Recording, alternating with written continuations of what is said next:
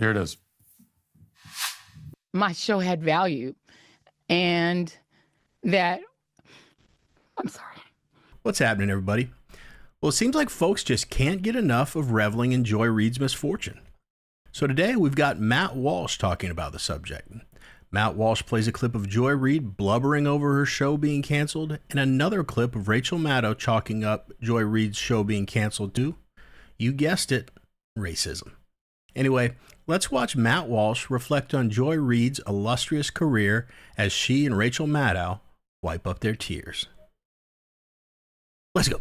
Yesterday, we talked about the tragic passing of Joy Reid's show on MSNBC, and I explained why I'm personally heartbroken by the news, mainly because we now lose all the content that her show provided to lazy right-wing podcasters like myself.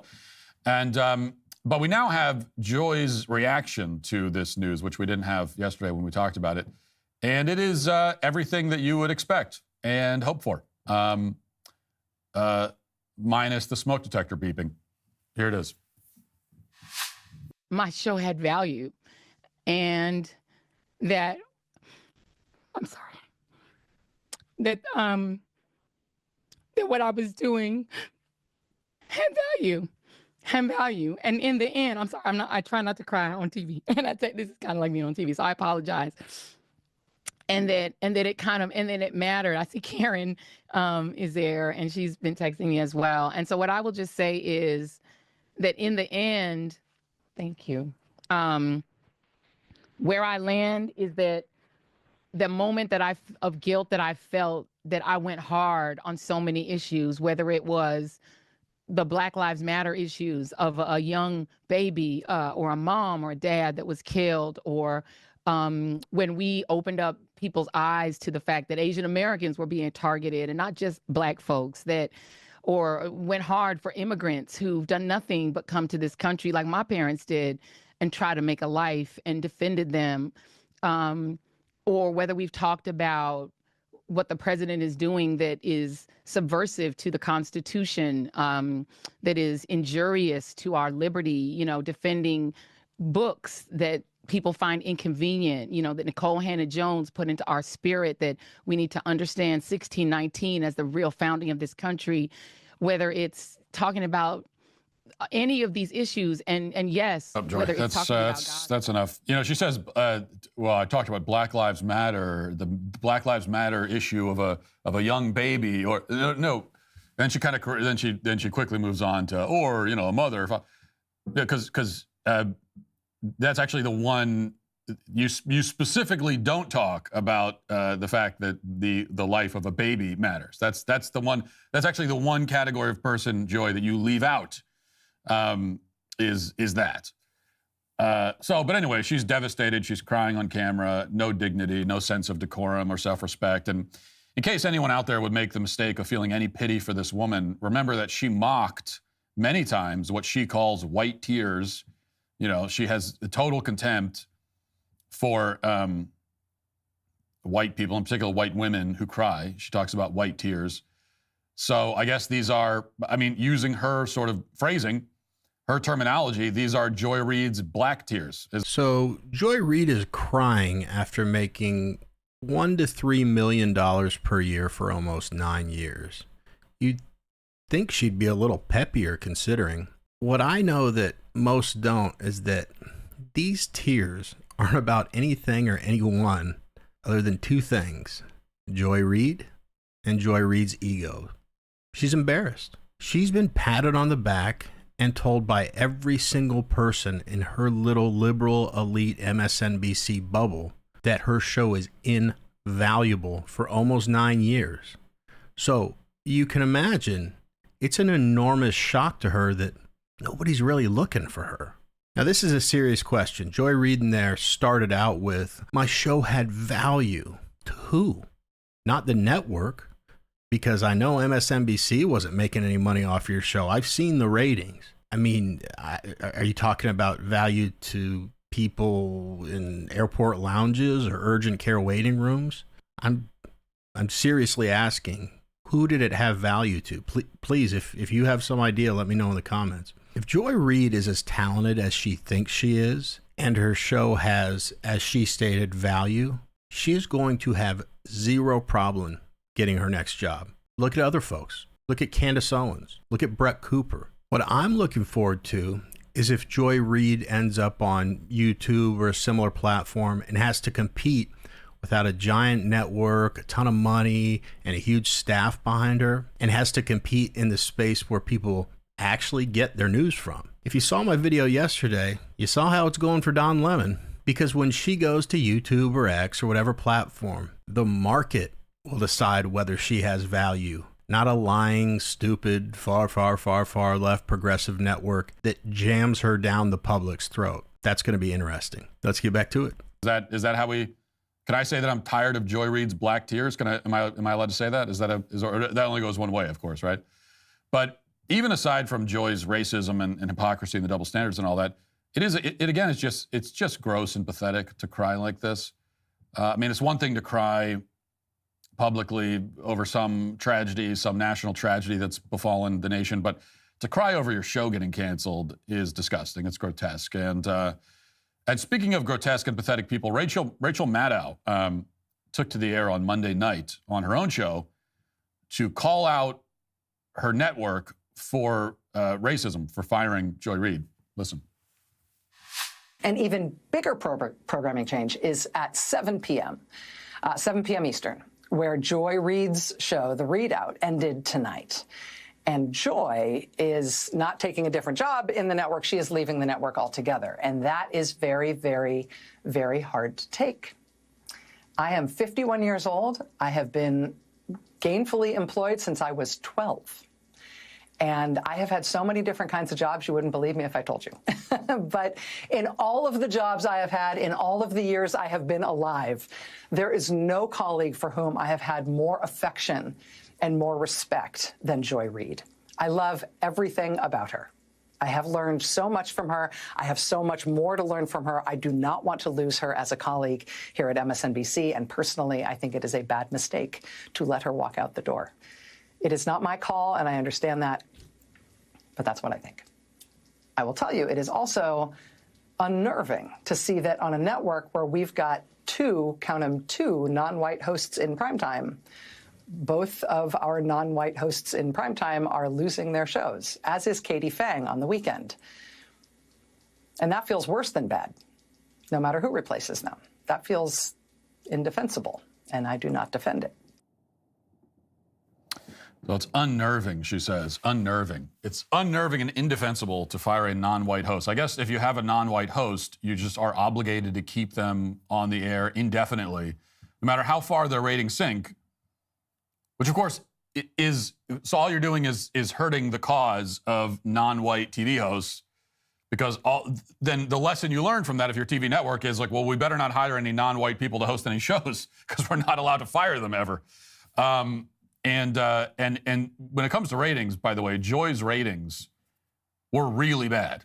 I mean, like just in the key demographic, which is all that really matters to the cable news shows, 25 to 54, the key demo. Guess how many people in like the last week of her show, how many people on average tuned in that demo? 60,000. 60,000 people in a key demo. Okay, that's like nobody. I mean, if we put up just a YouTube video and it gets 60,000 views, we're like, well, that didn't really work. Well, it certainly says a lot about the people that Rachel Maddow works with and the company that she decides to keep. If Joy Reid is the most wonderful, borderline angelic person that she's ever worked with. Can you imagine? Good Lord. I want to go back to something. Remember I was saying earlier how her crying was really all about her and her ego. Think about what she was doing during that. She was telling us all of the amazing stories, all of the things that she exposed about our culture and the things she, in her words, went hard for. You know, it's funny how she said she went hard for immigrants that have done nothing but come to this country for a better life. Isn't it odd, though, that she left out that they broke the law by coming into this country? Joy Reid's always been good at that.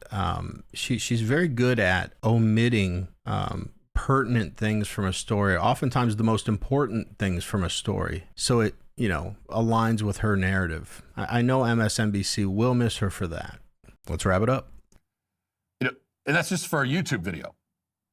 This is a prime time cable show, 60,000. And that, you want to talk about indefensible, that is indefensible. Those are indefensible ratings if you want to keep your job. But Maddow says that they're morally compelled to keep the show on the air, I guess. Even if it gets 0 viewers, it should still stay on as again, a kind of like welfare system, I guess. Never mind the fact, and you know, the thing that makes, of course, making this about race is so absurd for every imaginable reason, but the show is being replaced, apparently, by another show that is hosted by 3 people. 2 of them are black. So Joy Reid is being replaced not just with 1 black person, but 2. And yet it's still somehow racist to fire her.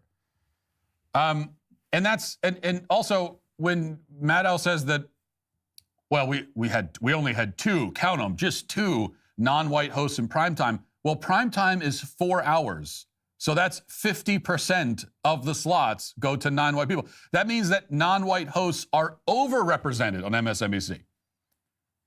You know, by per capita, if you're judging by population metrics, there are too many non-white hosts on MSNBC, not too few.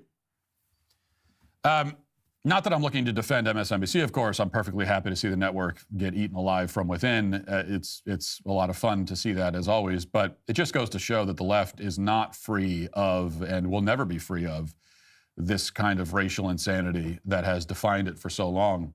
I know we talk about wokeness being dead, and it is certainly on the run. It's backed into a corner. It has been losing battle after battle, but it's not actually dead because, look, if Joy Reid could be fired for having abysmal ratings and nobody on the left, nobody prominent on the left made it about race, then that would be a pretty clear sign that wokeness is basically dead.